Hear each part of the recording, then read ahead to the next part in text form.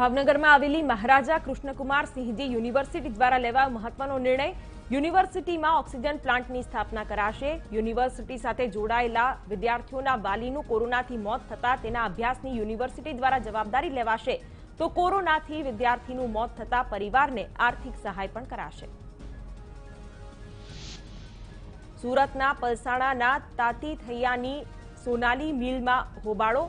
Boiler મશીનમાં દાજી જતા કામદારોનું મોત થતા મૃતકના પરિજનોએ મૃતદેહ સાથે મિલન ગેટ બહાર કર્યો હોબાળો। કામદારના પરિજનોએ સહાયની માંગ કરતા બહાર કાઢી મુકાયાનો આક્ષેપ। અમદાવાદ શહેરમાં નિરાધાર બનેલા બાળકોને આધાર આપવા ચાઇલ્ડલાઇન એનજીઓ આગળ આવી છે। કોરોનાને કારણે માતા પિતા ગુમાવનાર બાળકોને ચાઇલ્ડલાઇન કરશે મદદ।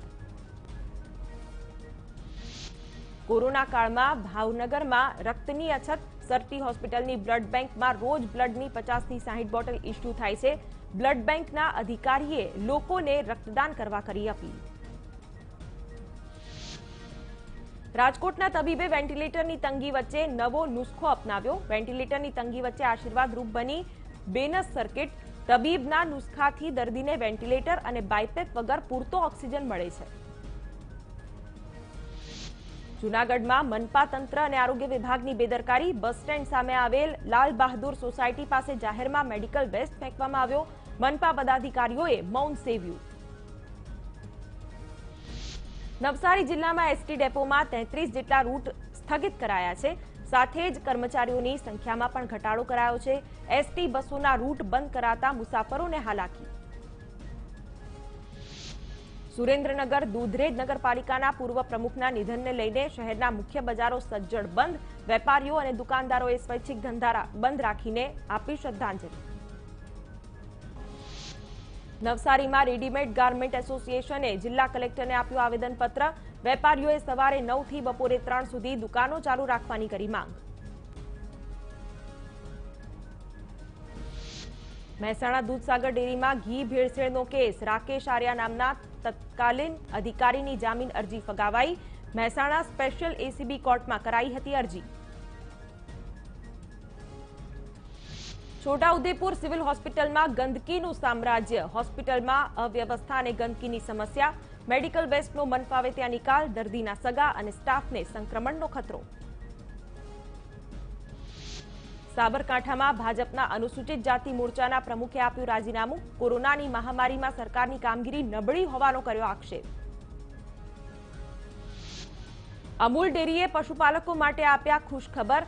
દૂધના ખરીદ ભાવમાં ₹1.54 કર્યો વધારો। અમૂલ ડેરીએ પ્રતિ લીટર દૂધમાં ભાવ વધારો કરી 40.51 થી વધારીને 42.05 કર્યા। ચાલુ વર્ષથી ભાવ વધારાનો કરાયો અમલ।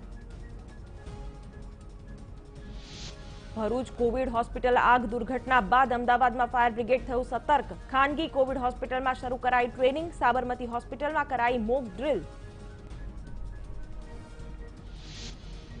જામનગરમાં ખાનગી હોસ્પિટલમાંથી 22 રેમડેસિવિર ઇન્જેક્શન મળી આવ્યા। સ્વામિનારાયણ કોવિડ હોસ્પિટલમાં એસડીએમ, પોલીસ સહિતની ટીમ દ્વારા તપાસ કરાતા હોસ્પિટલના રેકોર્ડમાં રેમડેસિવિરનો ઝીરો સ્ટોક દર્શાવાયો હતો। મૃત્યુ પામેલા દર્દી કે સાજા થયેલા દર્દીના નામે મેળવ્યા હતા ઇન્જેક્શન। અમદાવાદ ક્રાઇમ બ્રાન્ચે બનાવટી રેમડેસિવિર ઇન્જેક્શનના કૌભાંડના મુખ્ય આરોપીની કરી ધરપકડ। ક્રાઇમ બ્રાન્ચે વિકાસ મહેશ્વરીની મેળવી કસ્ટડી। અમદાવાદની હયાત હોટેલથી ચાલતું હતું કૌભાંડ। ક્રાઇમ બ્રાન્ચે કુલ 133 બનાવટી ઇન્જેક્શન કર્યા જપ્ત। સાબરકાંઠાના ઈડરમાં લીઝ ધારકોએ ફરી ખનન પ્રવૃત્તિઓ તેજ કરતા ઈડર ગઢ બચાવો સમિતિ દ્વારા પ્રાંત અધિકારીને પાઠવવામાં આવ્યું આવેદનપત્ર। ખનન બંધ નહીં થાય તો ઉગ્ર આંદોલનની ઉચ્ચારી ચીમકી। સુરેન્દ્રનગરમાં ટેમ્પો ચાલકે 7 વાહન ચાલકોને લીધા અડફેટે। નશાની હાલતમાં ટેમ્પો ચાલકે બેફામ રીતે ટેમ્પો ચલાવી વાહનોને લીધા અડફેટે। 2 લોકોને ગંભીર ઈજા થતા સારવાર માટે હોસ્પિટલ ખસેડાયા। ડ્રાઈવર સામે કરાઈ કાર્યવાહી। બનાસકાંઠાના ડીસામાંથી ગેરકાયદેસર બાયોડીઝલનો જથ્થો ઝડપાયો। પોલીસ અને મામલતદારે કાર અને બાયોડીઝલ સહિત 10.77 લાખનો મુદ્દામાલ જપ્ત કર્યો। આ સાથે જ આરોપી સામે નોંધાયો ગુનો। નવસારીના બિલીમોરા એસટી ડેપોના રેસ્ટ રૂમમાંથી ડ્રાઈવરનો મળ્યો મૃતદેહ। મૃતદેહને પોસ્ટમોર્ટમ માટે ખસેડાયો। રાજકોટમાં સરકારી કોવિડ હોસ્પિટલમાં દર્દીઓના મોબાઈલ ચોરનાર શખ્સ ઝડપાયો. મૃતક દર્દીનો મોબાઈલ ચોરનાર અટેન્ડન્ટની પ્રદ્યુમનનગર પોલીસે કરી ધરપકડ. વડોદરામાં ઘરફોડ ચોરીના ગુનામાં 2 આરોપીને જિલ્લા એલસીબીએ ઝડપ્યા. આરોપીઓ પાસેથી 3 ચોરીના ફોન કરાયા જપ્ત. જૂનાગઢમાં વિસાવદરના માંડાવડ ગામના આધેડ સાથે છેતરપિંડીની ઘટના સામે આવી. હોલસેલના ભાવે ટાયર અને ડ્રાયફ્રૂટ આપવાની લાલચે આધેડ પાસેથી ₹35,70,000 પડાવ્યા. આધેડની ફરિયાદના આધારે પોલીસે 3 લોકોની કરી ધરપકડ.